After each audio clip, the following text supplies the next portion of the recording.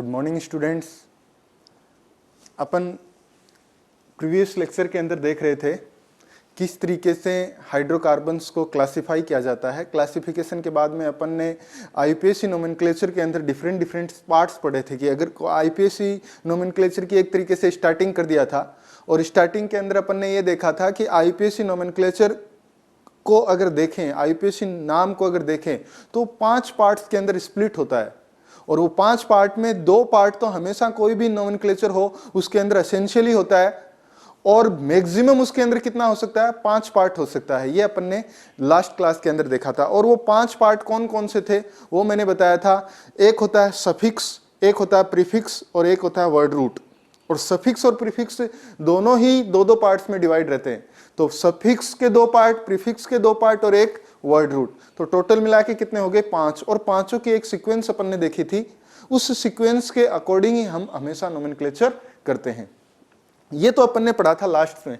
और मैंने ये भी बताया था आपको प्रीफिक्स हमेशा किसी भी नोमेनक्लेचर के अंदर पहले आते हैं, सफिक्स हमेशा लास्ट में आते हैं और वर्ड रूट हमेशा बीच में आते हैं। और मैंने बोला था और आईपीएसी नोमेनक्लेचर के अंदर वर्ड रूट हमेशा एक स्पाइन का काम करता है। जिस तरीके से इंसान के अंदर जिस तरीके से रीढ़ होती है, रीढ़ की हड्डी होती है, एक बेस होता है कि उसी के ऊपर इंसान हमेशा सपोर्टिव खड़ा रहता है।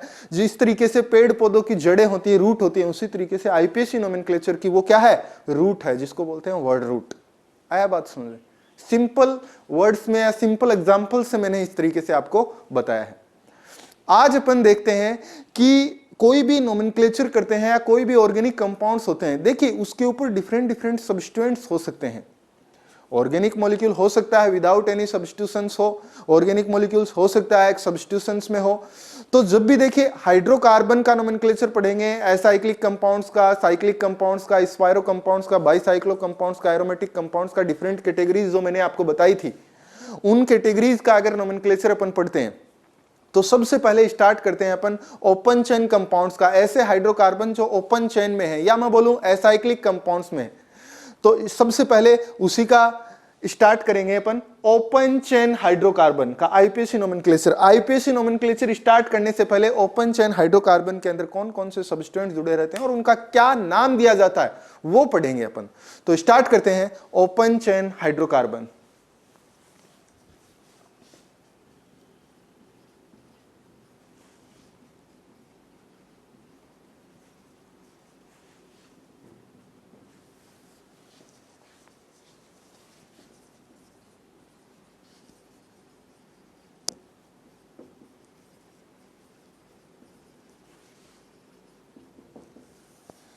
ओपन चेन हाइड्रोकार्बन का मतलब है कोई ऐसा हाइड्रोकार्बन जो कि साइक्लिक रिंग लेके नहीं लिए हुए है, या मैं बोलूं कि साइक्लिक रिंग के अंदर प्रेजेंट नहीं है, उसकी जो मेन कार्बन चेन है वो साइक्लिक नहीं है। एग्जांपल मैं दे देता हूं, ये ओपन चेन हाइड्रोकार्बन लिख देता हूं CH3 CH CH3 CH2 CH3, these are the open chain hydrocarbon.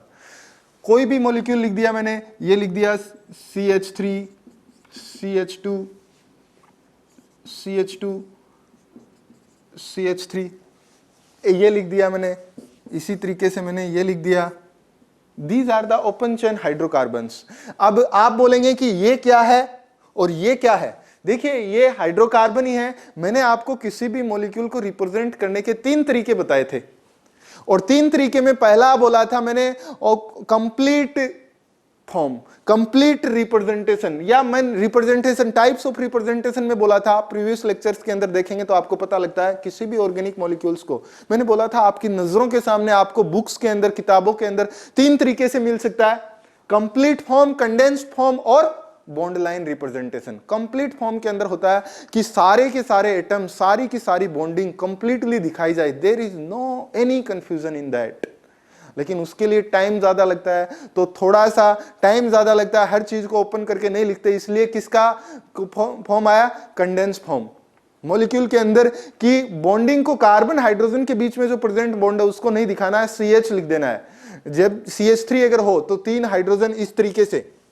अगर कोई कंडेंस फॉर्म है, सपोज एक मैंने लिखा कंप्लीट फॉर्म, ये CH4 का कंप्लीट रिप्रेजेंटेशन है, इसी को कंडेंस फॉर्म में अपन लिख देते हैं CH4 कि टाइम नहीं लगे, इस बॉन्ड को दिखाने में टाइम नहीं लगे, ये CH4 होता है। और इसके बाद मैंने बताया था आजकल के लोगों की लाइफ ज्यादा ही बिजी हो गई है, तो वो क्या करते हैं, अब वो इन एटम को ही दिखाना बंद कर दिया, बोले कि इन हाइड्रोजन को लगाना ही बंद करो। आप ये समझिए कि कार्बन अगर 4 वैलेंसी रखता है तो 4 वैलेंसी वो कितनी कार्बन कार्बन बॉन्ड से सेटिस्फाइड है, बाकी की बची हुई किससे रिप्रेजेंट करेगा, वो हाइड्रोजन को। बची हुई valency, all remaining valency will be satisfied by the hydrogen. बात समझ आई? तो जब वो हाइड्रोजन से सेटिस्फाइड करेगा तो उतने नंबर हाइड्रोजन अपन उसके ऊपर कंसीडर करते हैं। ये और ये मैंने बोला आपको उसी रिप्रेजेंटेशन के अंदर coordinates always indicate that carbon. आया बात समझे? तो ये कॉर्नर ये सारे के सारे कार्बन है, कार्बन कार्बन के बीच में सिंगल बॉन्ड, इसका मतलब ये क्या है, सी, और सी के एक वैलेंसी इसने बना रखी, बची कितनी, 3। मतलब यहां पे क्या है, इनडायरेक्टली CH 3 H3 है, और ये पूरा का पूरा ओपन चेन। और इसी तरीके से दे देता, ये भी एक ओपन चेन कंपाउंड है। तो यहां मैं क्या मानता, यहां मानता मैं एक हाइड्रोजन और एक, खाली 2 ही हाइड्रोजन है इसके ऊपर 3, क्यों, क्योंकि कार्बन कार्बन के बीच में अब कितने बॉन्ड है, 2। आया बात समझे?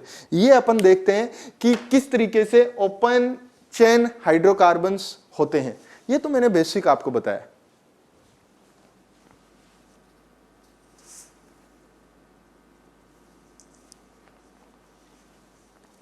अब इसके बाद अपन देखेंगे इन कंपाउंड्स के अंदर किस तरीके से नोमेनक्लेचर किया जाता है। तो नोमेनक्लेचर से पहले एक टर्म आता है रेडिकल।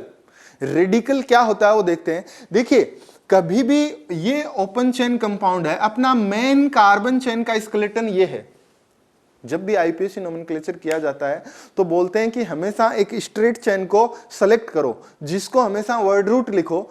तो मैंने अगर ये वर्ड रूट लिखा तो ये सब्स्टिट्यूएंट, या कहने का मतलब मैं ऐसा बोल दूं सिंपल, कि कोई भी अगर हाइड्रोकार्बन है तो उस हाइड्रोकार्बन के अंदर जो उसके ऊपर नीचे आगे पीछे लटके हुए ग्रुप हैं, जो सब्स्टिट्यूएंट हैं, एटम हो सकते हैं सब्स्टिट्यूएंट और ग्रुप ऑफ एटम हो सकते हैं, तो ऐसे ग्रुप ऑफ एटम्स, ऐसे एटम्स को हमेशा क्या बोला जाता है, रेडिकल, जो एक वैलेंसी से कार्बन चेन से जुड़े हुए हो।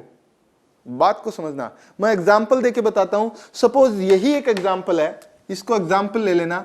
एक एग्जांपल दिया गया है CH3 CH CH2 CH3 और ये CH3। आया बात समझ?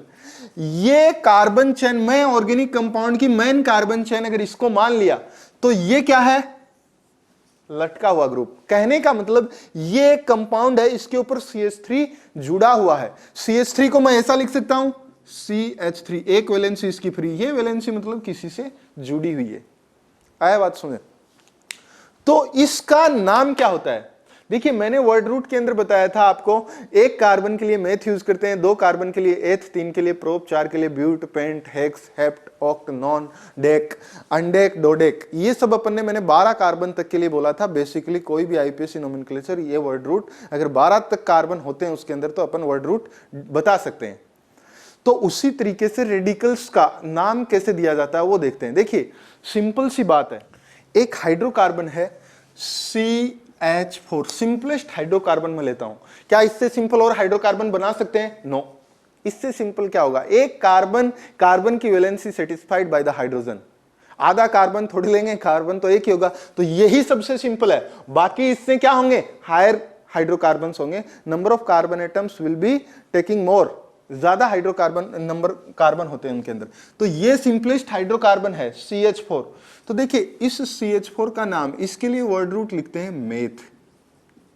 एक कार्बन के लिए हमेशा क्या लगाते हैं, मेथ।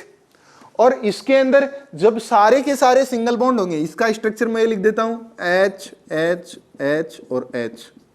तो 4 हाइड्रोजन कार्बन के साथ जुड़े हुए हैं और चारों के अंदर क्या है, सिंगल बॉन्ड ही है। इसका मतलब मॉलिक्यूल के अंदर देखिए, सफिक्स के अंदर जो सफिक्स अपन ने पढ़ा था प्रीवियस लेक्चर के अंदर, सफिक्स को 2 पार्ट्स में डिवाइड किया था। एक पढ़ा था प्राइमरी सफिक्स और एक पढ़ा था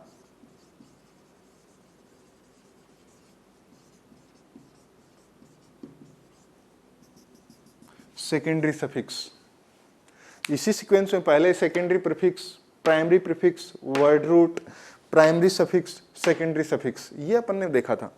मैं अब बता रहा हूं आपको, अगर कोई भी मॉलिक्यूल होता है और उसके अंदर मैंने ये भी बताया था एसेंशियल कंपोनेंट के अंदर प्राइमरी सफिक्स के अंदर हमेशा एन, इन, आइन लगते हैं। मतलब प्राइमरी सफिक्स और वर्ड रूट हमेशा किसी भी आईपीसी नेम का एसेंशियल पार्ट है। आया बात समझे? प्राइमरी सफिक्स क्या क्या होते हैं? अगर कार्बन कार्बन के बीच में सिंगल बॉन्ड या मॉलिक्यूल के अंदर अगर सिंगल बॉन्ड ही है ओनली, तो उसके लिए वर्ड रूट के बाद में पहले वर्ड रूट लिखते हैं और उसके बाद में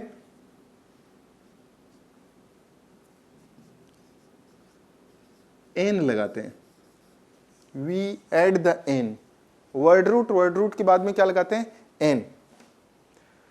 प्राइमरी सफिक्स में अगर कंपाउंड के अंदर सिंगल बॉन्ड ही है, और अगर कंपाउंड के अंदर सिंगल बॉन्ड भी है लेकिन कंपाउंड के अंदर अगर डबल बॉन्ड और ट्रिपल बॉन्ड भी है, वो अगर चाहे एक ही हो, तो उसके लिए एन नहीं लगाते, उसके लिए प्राइमरी सफिक्स लगाते हैं। डबल बॉन्ड है तो इन और ट्रिपल बॉन्ड है तो आइन। मतलब वर्ड रूट तो लिखते ही लिखते हैं, क्या लगाते हैं? इन और वर्ड रूट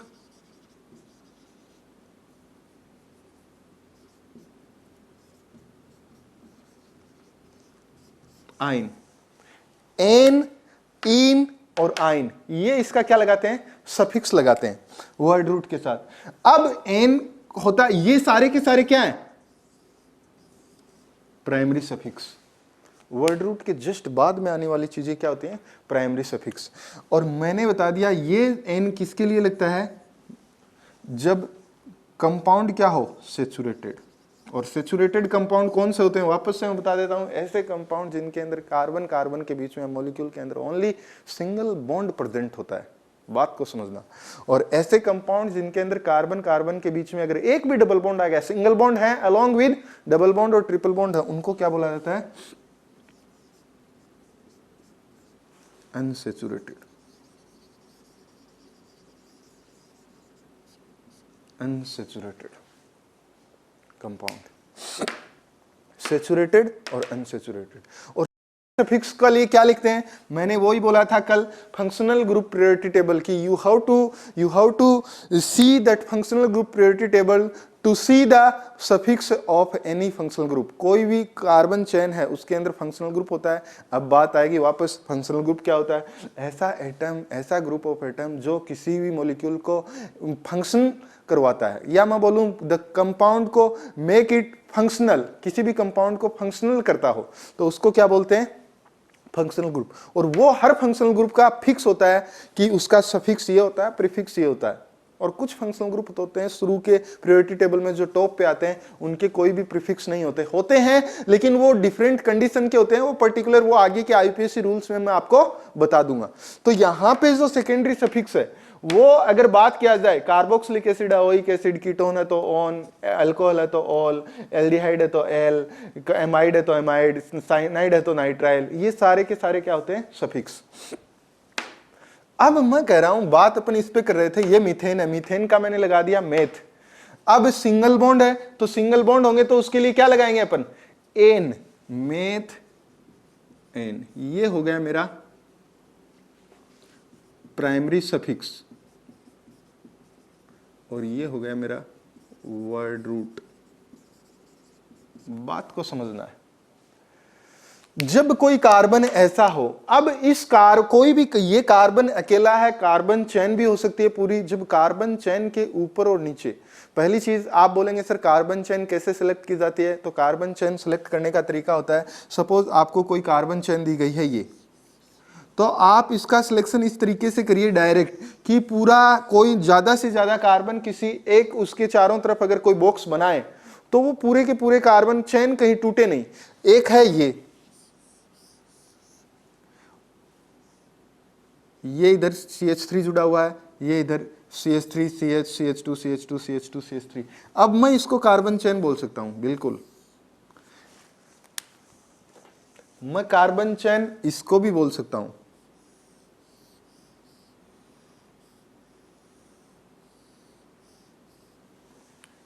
देखिए मैंने 2 राउंड किए हैं, एक किया ब्लैक वाला, एक किया मैंने ब्लू वाला। ब्लू वाला जब किया, इसके अंदर लॉन्गेस्ट कार्बन चेन ब्लैक वाले के अंदर स्मॉल कार्बन चेन। और मैं इसको कौन सी कार्बन चेन बना सकता हूं? देखिए डिफरेंट डिफरेंट मेरे पास वो है आइडियाज हैं कि किस तरीके से कार्बन चेन का सिलेक्शन करते हैं। एक मैंने लिया है ये ऐसे डॉटेड में मैं दिखा रहा हूं,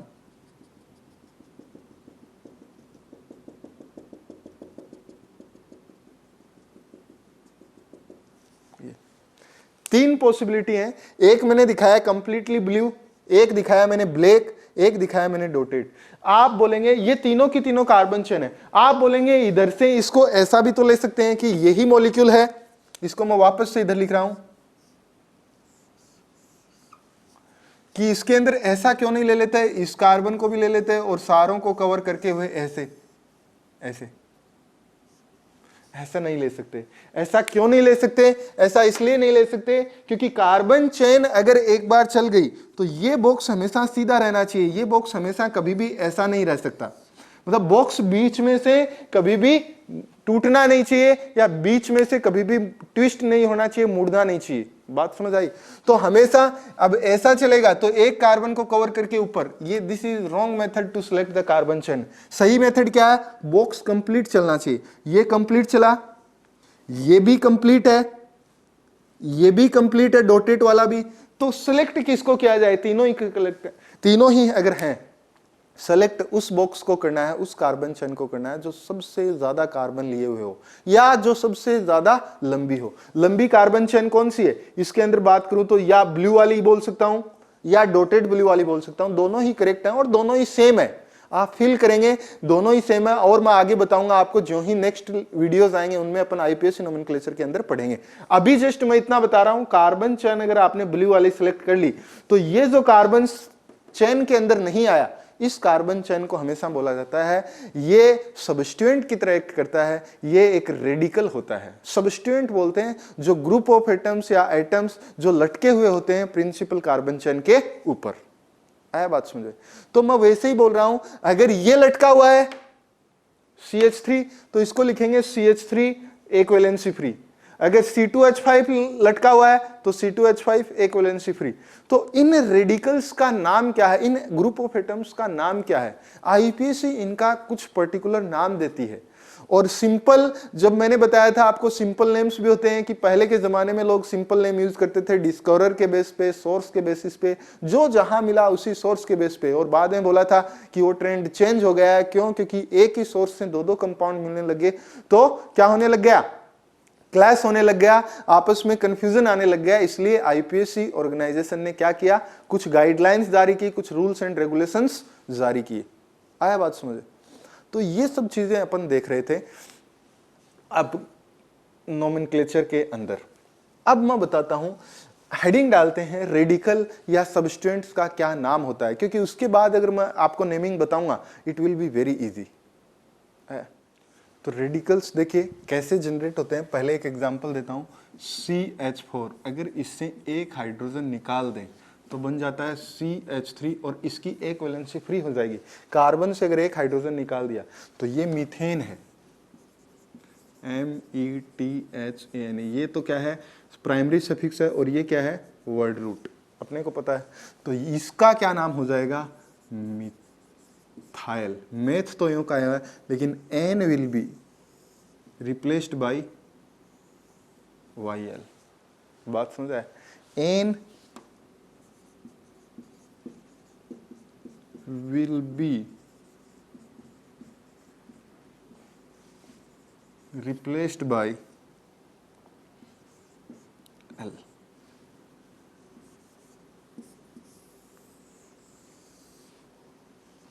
ये हमेशा याद रखिए।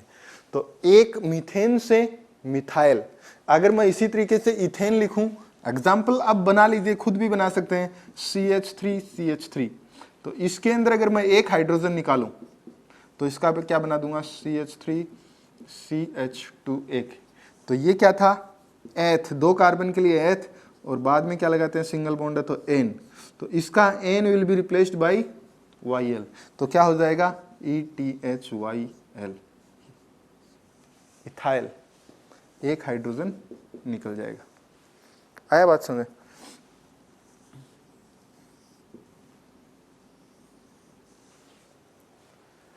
तो एक कार्बन होता है उसके लिए क्या, 2 कार्बन होते हैं उसके लिए क्या, 3 कार्बन होते हैं उसके लिए क्या, 4 क्या लिए क्या और 5 के लिए। एटलीस्ट अपने को 5 तक तो पता होना चाहिए। उसके बाद आपको खुद को आइडिया आ जाएगा कैसे सब्स्टिट्यूएंट के नोमेनक्लेचर या नाम रखे जाते हैं। उसके बाद जब आईयूपीएसी नाम करेंगे तो मैं बोलूंगा इस सब्स्टिट्यूएंट का नाम पहले आएगा, उसके बाद में वर्ड रूट आएगा, फिर प्राइमरी। तो आप खुद समझ जाएंगे सब्स्टिट्यूएंट का नाम ये होता है। तो मैं बता दूं उस सब्स्टिट्यूएंट का सिंपल नेम और उस सब्स्टिट्यूएंट का आईयूपीएसी नेम। तो अपन आईयूपीएसी यूज करेंगे लेकिन सिंपल भी आपको पता होना चाहिए। आया बात सुन? तो वो ही करते हैं। 1 कार्बन एटम उसके लिए लिखेंगे CH4, इसका लिखेंगे आईयूपीएसी नेम, पहले लिखेंगे कॉमन नेम, उसके बाद लिखेंगे आईयूपीएसी नेम,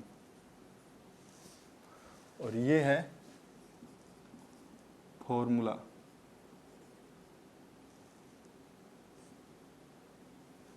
और ये है नंबर ऑफ कार्बन एटम।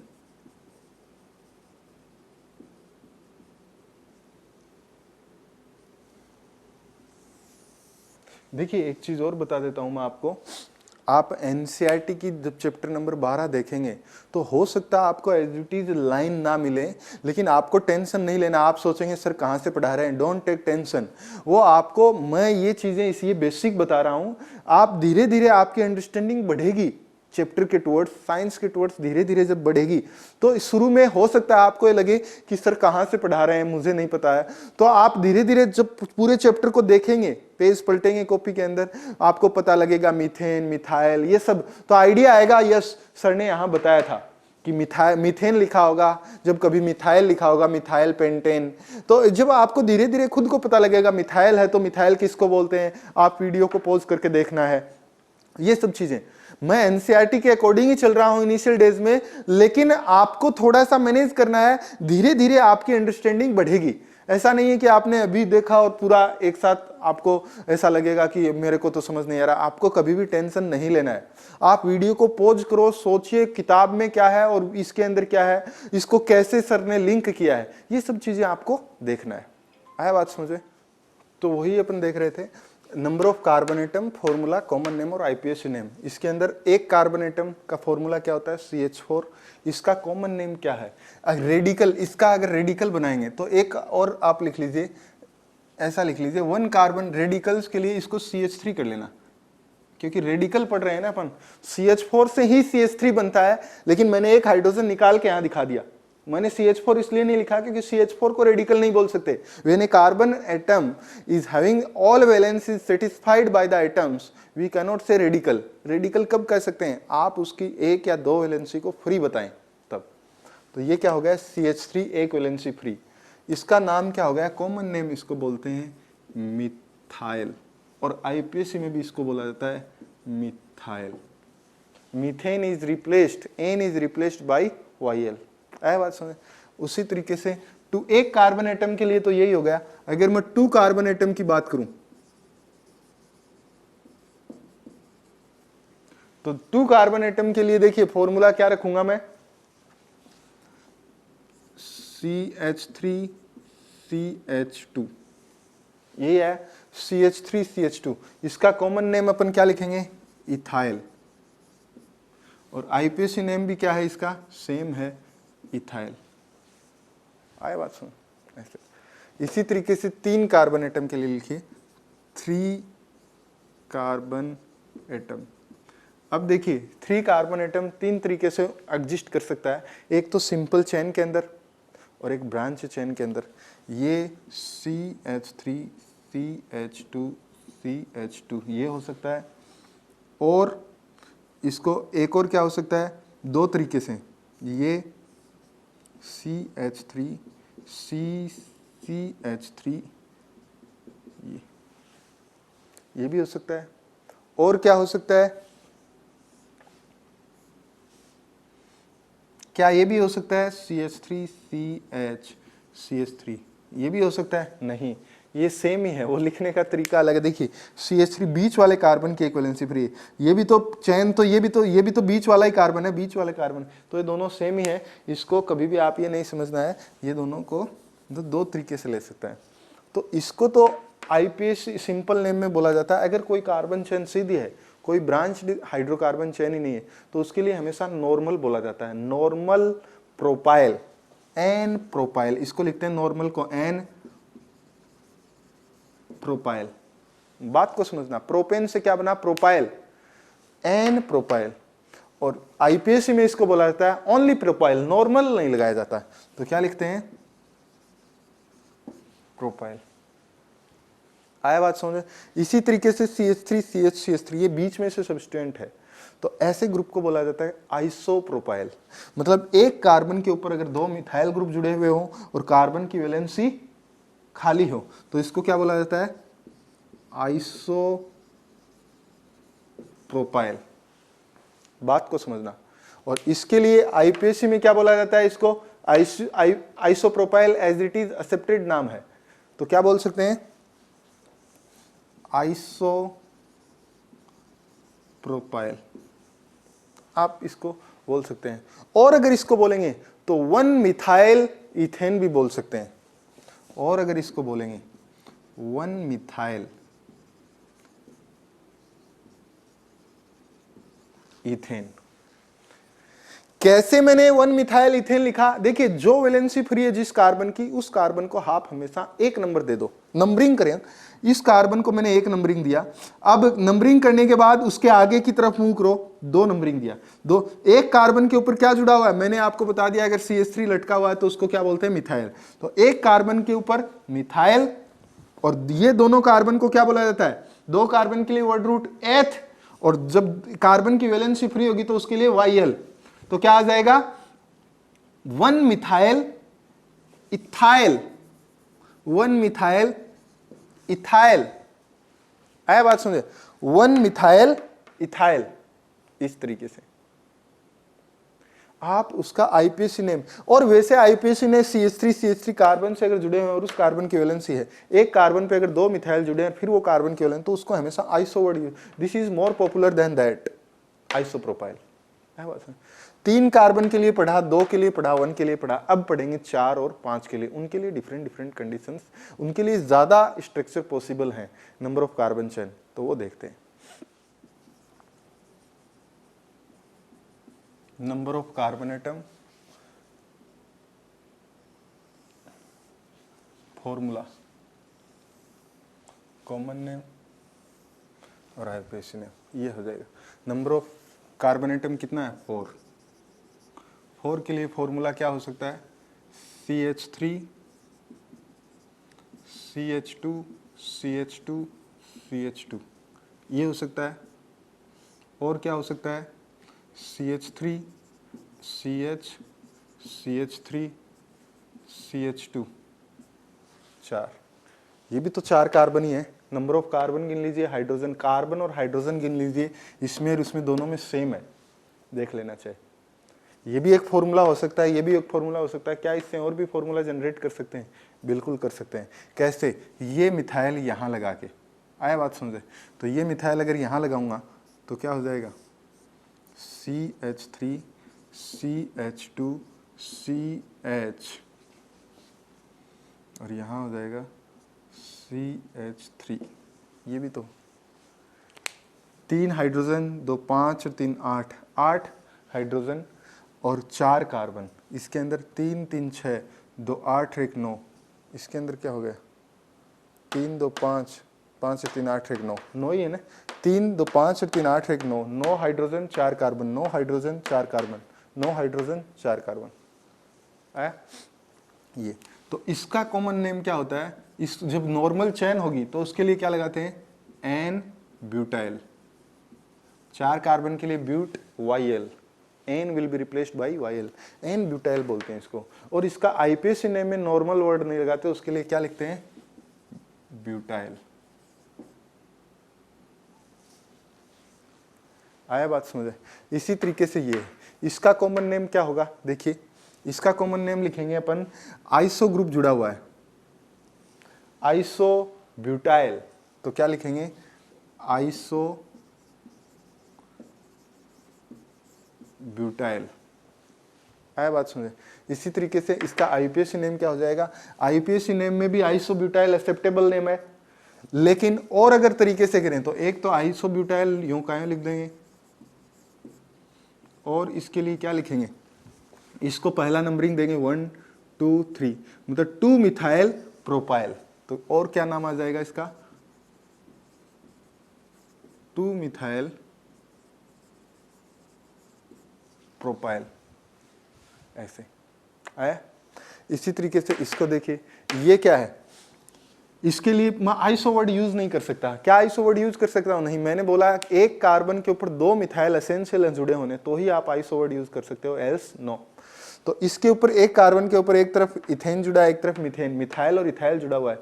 तो देखिए ऐसे कार्बन को अपन बोला जाता है सेकेंडरी, सेकेंडरी बोलते हैं सेकेंडरी, और टोटल नंबर ऑफ कार्बन जितने हैं उसके लिए उतना ही। तो सेकेंडरी ब्यूटाइल क्या हो जाएगा इसके लिए, सेकेंडरी ब्यूटाइल। और इसका आईयूपीएसी नेम भी क्या हो जाएगा इसी रेडिकल का, सेकेंडरी ब्यूटाइल। तो सेकेंडरी ब्यूटाइल, और इसका क्या दे सकते हैं, इस रेडिकल को एक नंबरिंग 2 3, मतलब 1 पोजीशन के ऊपर मिथाइल। अब देखिए 1 2 3, आप बोलेंगे इधर 1 2 क्यों नहीं दिया इसको, क्योंकि मैं लंबी पूरी ज्यादा से ज्यादा कार्बन को नंबरिंग करना चाहूंगा। अगर मैंने इसको 1 दे दिया, कार्बन जिसको ये एक वैलेंसी फ्री है उसको पहला नंबर देंगे, फ्री नंबर के होते हुए इधर जाएंगे तो 2 ही नंबर तक आ सकते हैं, इधर जाऊंगा तो 3। अब इसको चौथा मैं दे नहीं सकता क्योंकि वो हमेशा एक कंटिन्यूएशन में होने चाहिए, उधर नहीं जा सकता। 1 2 3, तो क्या हो जाएगा 1 पोजीशन पे मिथाइल प्रोपाइल, 1 मिथाइल क्या आ जाएगा, प्रोपाइल। आया बात समझे। ये हुए 4 कार्बन के लिए। अब 5 कार्बन के लिए मुझे बताना है 4 कार्बन के लिए क्या और कोई पॉसिबिलिटी आ सकती है, और पॉसिबिलिटी नहीं आ सकती। तो 5 कार्बन के लिए लिखेंगे, 5 कार्बन, इनको हटा के मैं लिख रहा हूं, नंबर ऑफ कार्बन एटम 5, और 5 का स्ट्रक्चर सबसे सिंपल स्ट्रक्चर में लिखूं CH3 CH2 CH2 CH2 CH2। आया बात सुन। इसी तरीके से ये है इस फॉर्मूले के अंदर। इसका 5 के लिए और क्या लिख सकते हैं, मैं इसका ही एक ऐसे लिख दिया CH3 CH2 CH2, ये भी तो लिख सकता हूँ। 5 ही कार्बन है, नंबर ऑफ हाइड्रोजन भी सेम है, कार्बन भी सेम है, आप काउंट कर लेना। इसके अंदर अगर देखेंगे CH3 CH CH CH3 CH3 CH2 CH2 CH2, ये भी तो लिख सकते हैं। पहले मैंने मिथाइल यहाँ लगाया, दूसरे और मिथाइल मैंने लगाया है, ये CH2 फ्री। आया बात समझ। और इसको क्या लिख सकता हूँ मैं, एक पोजीशन और ये भी तो आ सकती है CH3 CH3 CH3 CH2, ये भी तो आ सकती है। 5 कार्बन ये। और इसके अलावा और कौन कौन सी सिचुएशन आ सकती हैं, स्ट्रक्चर बना बना के देखते हैं तो पता लगता है।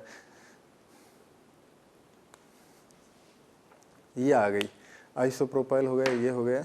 अब इसके अंदर, अब देखिए ये मैंने टर्मिनल वाले पे निकाले हैं, मैं बीच में भी तो निकाल सकता हूँ CH3 CH CH2 CH2 CH3, ये भी तो लिख सकता हूँ बीच वाले पे। आया बात समझे। और मैं इसको क्या लिख सकता हूँ, यहाँ भी तो लगा सकता हूँ, मतलब दोनों तरफ दो, एक और, तो एक और क्या हो जाएगा वो बाद में बताता हूँ, या फिर इधर ही लिख लीजिए एक और CH3 CH2 CH CH2 CH3, और ये एक वैलेंसी फ्री, वैलेंसी फ्री है ये, वैलेंसी फ्री। तो इनके नाम क्या होंगे, देखिए इसका कॉमन नाम क्या हो जाएगा, N पेंटाइल, N पेंटाइल। तो क्या हो जाएगा N, 5 कार्बन के लिए पेंटाइल, N पेंटाइल, और इसका नाम सिंपल क्या हो जाएगा, पेंटाइल। इसके लिए क्या हो जाएगा आइसोपेंटाइल कॉमन नेम में, और IUPAC accepted as it is isopentyl, और दूसरा भी अपने को पता है, तो आइसोपेंटाइल और IPAC में क्या हो जाएगा, आइसोपेंटाइल। और इसका क्या आ जाएगा, नंबरिंग करेंगे 1 2 3 4, तो क्या हो जाएगा 3 पोजीशन पे methyl, 3 methyl butyl, 3 methyl butyl. इसका अगर करेंगे तो देखिए इस कार्बन को क्या बोल सकते हैं, क्या इसमें आइसो वर्ड यूज कर सकता हूं, नो, एक कार्बन पे एक तरफ CH3 एक तरफ इथाइल, तो ये वर्ड यूज नहीं कर सकते। तो क्या लिखेंगे इसको, मैं IPAC नोमेनक्लेचर के अकॉर्डिंग करूंगा, तो इसका जनरल नेम, कॉमन नेम इसका कुछ नहीं है, इसका IPAC नेम क्या हो जाएगा 1 2 3 4, 2 मिथाइल ब्यूटाइल, क्या हो जाएगा 2 मिथाइल ब्यूटाइल। अगर कभी लिखा हो किसी कार्बन चेन के ऊपर तो आप इसको ये नाम दे सकते हैं 2 मिथाइल ब्यूटाइल। इसके लिए क्या देंगे, इस ग्रुप को बोलता है नियो, इसको बोलते हैं नियोपेंटेन। इधर देखिए CH3 CH3 CH3 CH3, इसको क्या बोलते हैं नियोपेंटेन, सिंपल नाम है इसका। और इसका एक कार्बन के हाइड्रोजन को निकाल दे तो नियोपेंटाइल, यहाँ पे क्या लगाते हैं नियोपेंटाइल, ऐसा लगा देते हैं एक वैलेंसी फ्री, तो इसको क्या बोलेंगे नियोपेंटाइल, इसका नाम। और इसका IPAC नेम नियोपेंटाइल भी बोल सकते हैं, वेरी फेमस नेम। और इसका क्या बोल सकते हैं, नंबरिंग करेंगे वही 1 2 3, तो क्या बोलेंगे 2 di methyl propyl, 2 di methyl propyl, इसको ये भी बोल सकते हैं। इसी तरीके से ये, अब देखिए इसको मैं क्या बोल सकता हूँ, सेकेंडरी बोल सकता हूँ। सेकेंडरी है क्योंकि ये तो मैं आइसो तो वर्ड यूज नहीं कर सकता, सेकेंडरी लगाऊंगा। इसको पहले एक कार्बन पे अगर सिंपल नाम बोलेंगे तो मैं इसको बोल सकता हूँ सेकेंडरी पेंटाइल, तो इसका लिख दिया मैंने सेकेंडरी पेंटाइल। लेकिन इसका सेकेंडरी पेंटाइल इसमें भी लिख सकते हैं सेकेंडरी पेंटाइल, और इसको क्या लिख सकते हैं, मैं इसको नाम दूंगा 1 2 3 4, नोमेनक्लेचर मतलब नंबरिंग कर रहा हूं, तो क्या हो जाएगा 1 पोजीशन पे मिथाइल 1 मिथाइल ब्यूटाइल, और कहीं नहीं आया देखिए 1 मिथाइल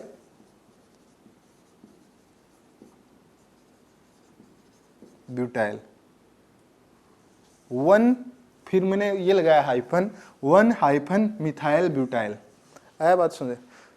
2 ये हाइफन है वर्ड के, और हमेशा नंबर के बीच में हाइफन लगाया जाता है, ये रूल है। IPAC ने गाइडलाइन दिया कि उसके अंदर ऐसा करना है तो वो करना होता है। इसी तरीके से ये इसका करूंगा तो 1 2 3, पहले तो सिंपल नेम देंगे। सिंपल नेम इसका क्या है, कुछ भी सिंपल नेम नहीं है इसके लिए। इसका IPAC नेम है क्या है 1 2 3, मतलब 1 पोजीशन पे इथाइल प्रोपाइल, तो 1 इथाइल प्रोपाइल, 1 इथाइल प्रोपाइल, ये इसका क्या है सिंपल नेम है। बात सुन, 1 पोजीशन के ऊपर इथाइल ग्रुप जुड़ा हुआ है, 3 कार्बन के लिए प्रोप और YL। ये हुए रेडिकल्स, अपन ने डिस्कस कर लिया। अब अपन IPAC नोमेनक्लेचर जब भी करेंगे मुझे दिक्कत नहीं आएगी, अब आपको भी दिक्कत नहीं आएगी। मैं बोलूंगा इस ग्रुप का, इस सब्सटेंस का ये नाम है, आप इजिली कर सकते हैं। आया बात समझ, इतना करिए इस क्लास के लिए। नेक्स्ट पढ़ेंगे किस तरीके से उसका IPAC नेम किया जाता है। Thank you.